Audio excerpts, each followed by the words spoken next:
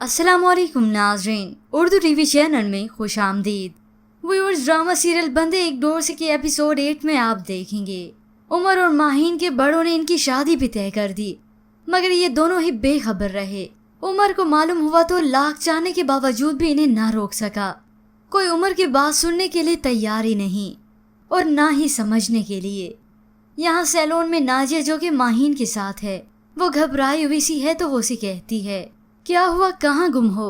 अरे इतना बड़ा दिन है तुम्हारी जिंदगी का, आज तो खुश हो जाओ। वो घबराई हुई सी है कि बता तो दे क्या होने जा रहा है, कहीं आप कोई गलत फैसला न ले लें। तो वहाँ बारात लेने की सारी तैयारियां हो गईं। उमर के सारे ख्वाब चकनाचूर हो गए।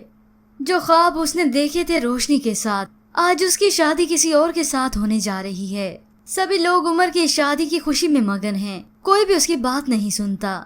तो दूसरी जानिब माहीन जो कि दुल्हन बनकर घर आई, तो उसकी वालदा अपनी बेटी को दुआएं देने के बाद कहती हैं, मेरे दिल में जितने डर जितने वसवसे थे सब खत्म हो गए। अपनी जान का टुकड़ा परायों को सौंपते हुए कलेजा कांपता है, लेकिन अब मुझे कोई फिक्र नहीं। उमर तुझे कोई तकलीफ नहीं होने देगा। ये सुनते ही माहीन के ओसान खता हो गए। उमर कहाँ से आ गया? और आखिरकार जैसे कैसे इन दोनों की शादी हो ही जाएगी। तो तब शाइस्ता बेगम की नई नवेली भागी हुई नौकरानी वापस माहीन की शादी अटेंड करने आती है। मगर ये क्या हुआ, माहीन का दूल्हा तो उमर निकला। पहले तो उसे अपनी आंखों पे यकीन नहीं आया, मगर जब यकीन आ गया तो रोशनी वहाँ से भाग के चली गई।